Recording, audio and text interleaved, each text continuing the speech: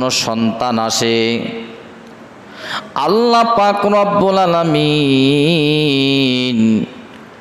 ওই সন্তানটা বদকার হবে না নেককার হবে, পেটের মধ্যে যে সন্তানটা থাকে ওই অবস্থায় আল্লাহ পাক রব্বুল আলামিন লিপিবদ্ধ করে দেন। বলেন সুবহানাল্লাহ।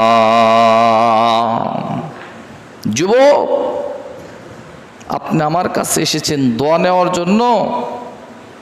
দোয়া তো একটা, সমস্যার কথা কয়টা বলা হলো? একটা। যে আমি হুজুর মায়ের পেটে যখন ছিলাম আমি নেককার না বদকার? যুবক, তুমি এটার সমাধান দাও। যুবক বড় টেনশনের মধ্যে পড়ে গেল। যুবক বললেন, হুজুর আপনি যে সমস্যার কথাটা আমার কাছে উত্থাপন করলেন হুজুর, ও হুজুর